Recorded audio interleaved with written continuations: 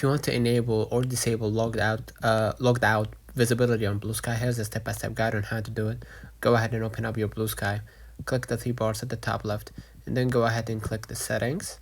And instead of going to moderation, they now modified, so you need to update your app to the latest version.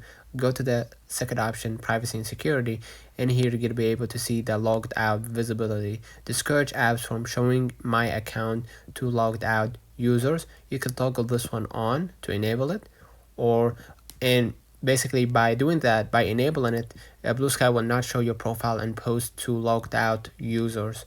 Other apps may not honor this request. This does not make your account private, so you could disable it by just clicking the same button, and now you disabled it, and people will have basically access to see your posts, your videos, even if they didn't log in to Bluesky. So let me know in the comments if this video helped you.